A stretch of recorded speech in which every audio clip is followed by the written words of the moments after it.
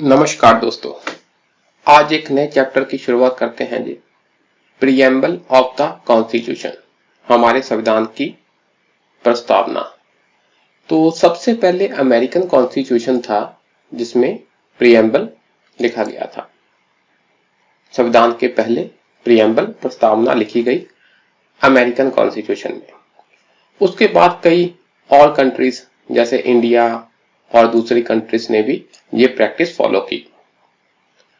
Preamble का मतलब होता है जी इंट्रोडक्शन, प्रीफेस, और इसमें क्या है, संविधान की समरी होती है, एसेंस होता है।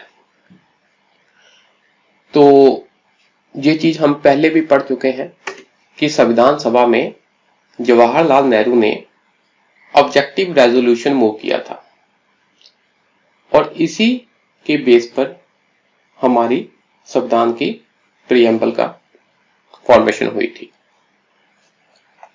The preamble to the Indian Constitution is based on the objective resolution, और इस ऑब्जेक्टिव रेजोल्यूशन को जवाहरलाल नेहरू हैड ड्राफ्टेड, इन्होंने ही बनाया था और moved in the constituent assembly, प्रस्तावना उसको तैयार भी किया, संविधान सभा के आगे रखा उनकी सहमति के लिए, और बाद में इसे अडॉप्ट कर लिया गया। और इसी के बेस पर क्या बना हमारा प्रीएम्बल। लेटर इन 1976 तब क्या हुआ, 42nd कॉन्स्टिट्यूशनल अमेंडमेंट के द्वारा इसमें 3 शब्द ऐड किए गए, socialist, secular and integrity. SSI ये आपने याद रखना है, मैंने ऐसे याद रखा था, S से सोशलिस्ट, S से सेकुलर, I से इंटीग्रिटी। ये वाले 3 शब्द बाद में ऐड हुए 42nd अमेंडमेंट के द्वारा 1976 में। तो अगर आपसे पूछा जाए क्या प्रीएम्बल को अमेंड किया जा सकता है, तो आपने कहना है हाँ। क्यों? क्योंकि आपके सामने एग्जाम्पल है, एक बार इसे अमेंड किया गया है। ठीक है जी। आगे हम पढ़ते हैं जी अपने प्रीएम्बल को। ये सारा आपको याद होना चाहिए, पहले हम पढ़ के समझेंगे ताकि याद करने में आसानी हो। वर्डिंग है जी वी, हम कौन, the people of India, Bharat के पीपल, भारत की जनता, हैविंग सोलमली रिजॉल्व्ड टू, मतलब सिंसेरिटी के साथ ये प्रण करते हैं, रिजॉल्व लेते हैं क्या, टू कॉन्स्टिट्यूट इंडिया इनटू ए, कि हमने भारत को क्या करना है, कैसा भारत बनाना है, कैसा भारत बनाना है, sovereign, socialist, secular, democratic republic, ऐसा हमने भारत का निर्माण करना है। ट्रिपल एस है, सोवरन, सोशलिस्ट, सेकुलर और डेमोक्रेटिक रिपब्लिक, इसको अपने रट्टा लगा लेना है।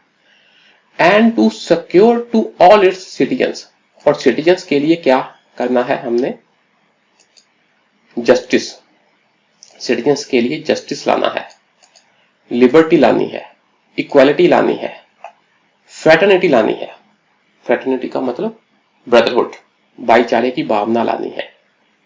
ठीक है, ठीक है जी। अब इसको पढ़ते हैं। जस्टिस, जस्टिस कैसा, सोशल, इकोनॉमिक एंड पॉलिटिकल, सामाजिक, आर्थिक और राजनीतिक जस्टिस लाना है, ये बात हुई। लिबर्टी कैसी, liberty of thought, expression, belief, faith and worship, इसकी लिबर्टी, आजादी। इक्वालिटी कौन सी, of status and of opportunity, status की, अपॉर्चुनिटी की आजादी, and to promote among them all, और सबके साथ, है ना, सब में इसका प्रमोशन भी करना। ठीक है जी।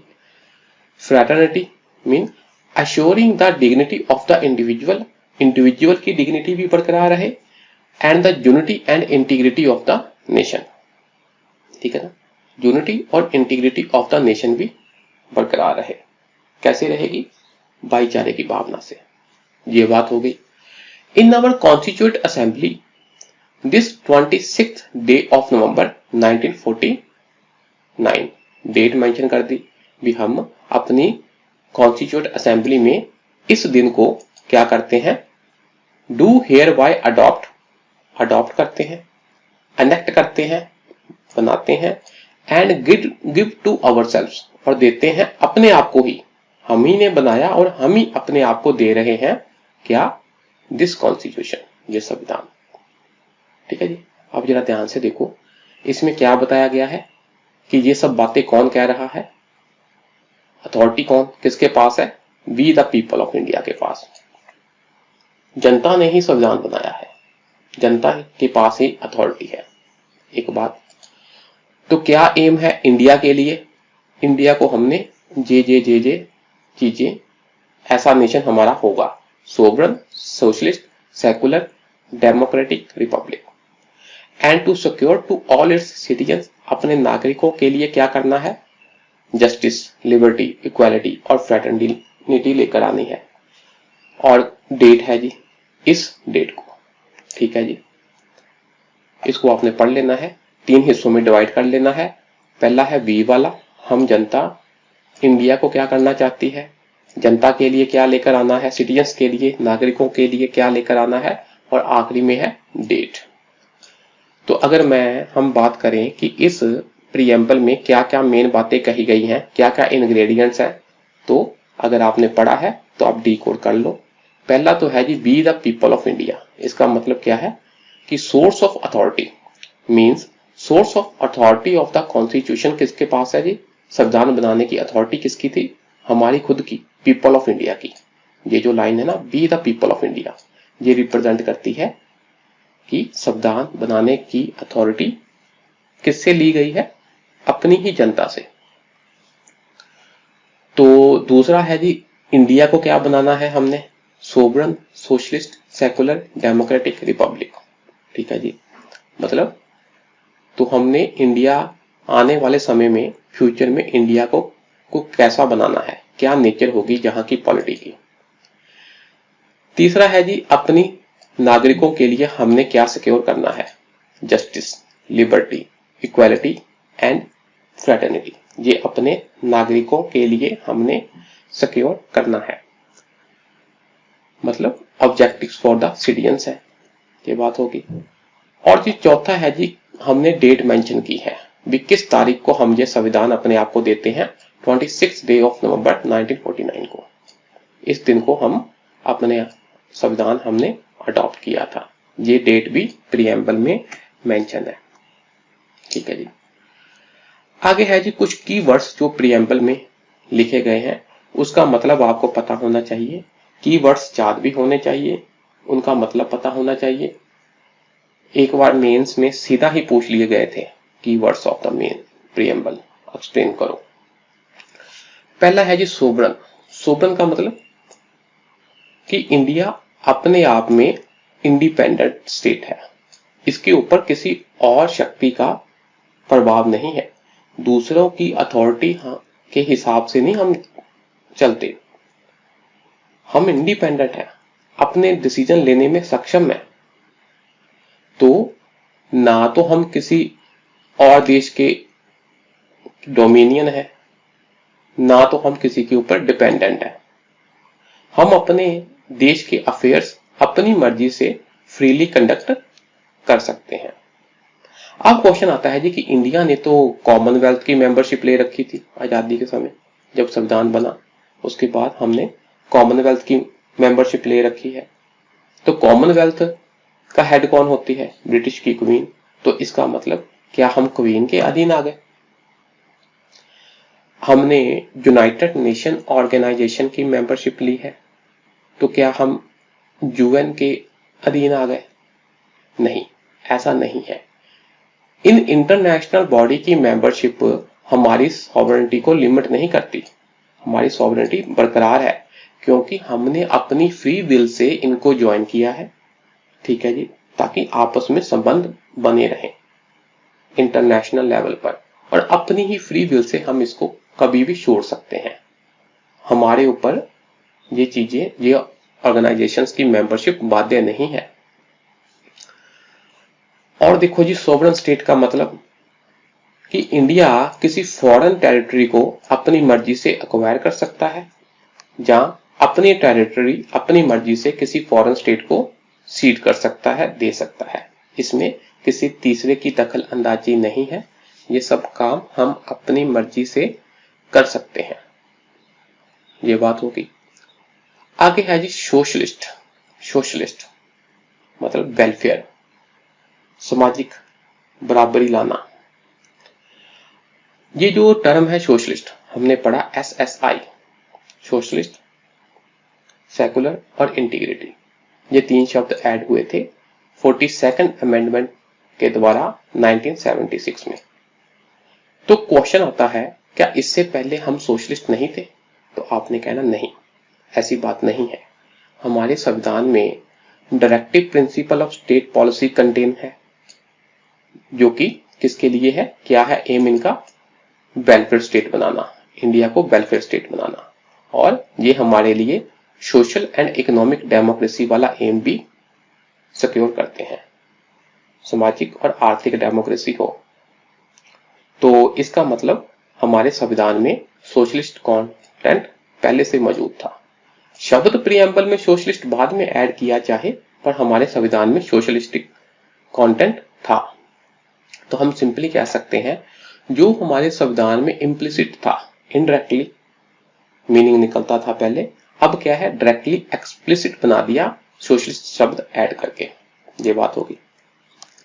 और इसके अलावा भी ना 1955 में अवधि session of the Congress party ने अवधि सेशन में क्या किया था, रेजोल्यूशन अडॉप्ट किया था, क्या कि हम अपने देश को सोशलिस्ट पैटर्न ऑफ सोसाइटी बनाएंगे, establishing A socialistic pattern of society बनाएंगे।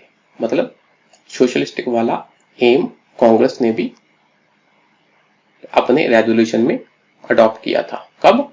अवधि सेशन, कब? 1955 में। ठीक है जी। जहां पर कुछ चीजें हमको समझने की जरूरत है, अंडरस्टैंड करने की जरूरत है। क्या कि जो भारत का कंसेप्ट है ना, जो इंडिया में सोशलिज्म वाला कंसेप्ट है, वो कम्युनिस्ट सोशलिज्म से डिफरेंट है। कम्युनिस्ट सोशलिज्म से डिफरेंट है। कैसे? जो कम्युनिस्ट सोशलिज्म है, जिसको स्टेट सोशलिज्म भी कहते हैं, उसमें क्या होता है, जो प्राइवेट प्रॉपर्टी होती है ना, उसको अबॉलिश कर दिया जाता है। सब चीज, सब प्रॉपर्टी वगैरह, पैदावार के साधन, all means of production and distribution क्या होते हैं, नेशनलाइज्ड होते हैं, सरकार के हाथ में होते हैं। पर इन डेमोक्रेटिक सोशलिज्म जो हमारे देश में है, उसमें क्या होता है, there is presence of both private and public sector. Public और प्राइवेट सेक्टर दोनों होते हैं। हम प्राइवेट प्लेयर को अबॉलिश नहीं करते। जहां पर क्या होता है, मिक्स्ड इकोनॉमी होती है। ठीक है जी। और एम इसका भी वही है। एम हमारे सोशलिज्म का भी क्या है कि हमने पॉवर्टी, गरीबी, इग्नोरेंस, डिजीज और इनइक्वालिटी ऑफ अपॉर्चुनिटी, इन सब का क्या करना है, खात्मा, इसको एंड करना है। और बात है जी, जो इंडियन सोशलिज्म है ना, is a mixture of Marxism and Gandhism, but leans heavily towards Gandhism. दोनों का मिक्सचर है। इसमें मार्क्स वाले एलिमेंट भी है, मार्क्स की थ्योरी के, और गांधी की थ्योरी के एलिमेंट भी है, जो हम पढ़ेंगे किसमें, directive principle of state policy में। तो पर ज्यादातर चीजें किसकी तरफ है, गांधीनिज्म की तरफ। ये बात होगी। पर यह भी बात है कि जब न्यू इकोनॉमिक पॉलिसी आई थी 1991 में, लिबरलाइजेशन, प्राइवेटाइजेशन और ग्लोबलाइजेशन वाले रिफॉर्म्स आए थे, तब से हमारे देश में प्राइवेट सेक्टर इंक्रीज कर गया है।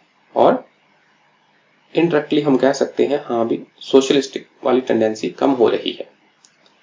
But after the LPG reforms, LPG, L का मतलब लिबरलाइजेशन, पी का मतलब प्राइवेटाइजेशन एंड जी का मतलब ग्लोबलाइजेशन।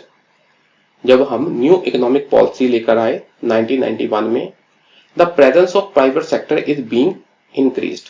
प्राइवेट सेक्टर इंक्रीज हो रहा है। ये एक बात है। आगे है जी टर्म सेकुलर। सेकुलर का क्या मतलब है? इस कंसेप्ट को समझने के लिए ना पहले हम समझते हैं स्टेट की नेचर कैसी होती है। स्टेट की नेचर धर्म के आधार पर। Let us first discuss few concepts of state based on their attitude towards religion। State और धर्म का आपस में क्या संबंध है उसके आधार पर, जहां स्टेट का क्या एटीट्यूड है रिलीजन की तरफ, उस आधार पर हम स्टेट को 3 हिस्सों में बांट लेते हैं। पहला है जी एथिस्टिक स्टेट, मतलब जो स्टेट है वो एंटी रिलीजन है, वो धर्म का विरोध करता है, वो धर्म और पॉलिटी को अलग अलग करता है। दूसरा है जी थियोक्रेटिक स्टेट। थियोक्रेटिक जो क्या है, प्रो रिलीजन है, धर्म का पक्षधर है। It declares a particular religion as the state religion. एक धर्म को वो अपने स्टेट का रिलीजन मान के चलता है। हाँ भी ये मेरे स्टेट रिलीजन है। उदाहरण देख लो, एग्जांपल्स, नेपाल हुआ वो हिंदू स्टेट है, Bangladesh Islamic, Burma Buddhist, Sri Lanka Buddhist, Pakistan Islamic. ठीक है जी। और तीसरे होते हैं जी सेकुलर स्टेट। इसमें स्टेट कोई अपना particular religion as state religion uphold नहीं करता। हमने सेकुलर का कंसेप्ट पहले भी पढ़ा कि इंडिया में क्या है कि इसने वेस्टर्न वाला सेकुलर कंसेप्ट नहीं लिया कि स्टेट और पॉलिटी अलग अलग है। हमने कंसेप्ट लिया है अपने देश की डाइवर्सिटी को देखते हुए कि हम सभी धर्मों का बराबर से आदर करेंगे, रिस्पेक्ट करेंगे। भारत स्टेट, भारत देश सभी धर्मों का बराबर से रिस्पेक्ट करेगा और उनकी साथ किसी प्रकार का डिस्क्रिमिनेशन नहीं होगा। ठीक है। तो मतलब पर्टिकुलर रीजन किसी भी स्टेट का स्टेट रीजन नहीं होता और स्टेट धर्म के खिलाफ भी नहीं होता, उसे कहते हैं सेकुलर। जैसे इंडिया हो गया, यूएसए हो गया। तो अब बात करते हैं जी सेकुलर रिजम। सेकुलर का मतलब हमने देखा इंडियन कॉन्टेक्स्ट में क्या है कि अपना पर्टिकुलर रीजन नहीं होगा, स्टेट का ऑफिशियल रीजन नहीं होगा कोई, पर वो किसी भी धर्म के साथ डिस्क्रिमिनेशन नहीं करेगा, सबकी बराबर रिस्पेक्ट करेगा, प्रोटेक्ट करेगा। ये शब्द भी, सेकुलर शब्द भी 42nd कॉन्स्टिट्यूशनल अमेंडमेंट ऑफ 1976 के बाद ही ऐड हुआ था।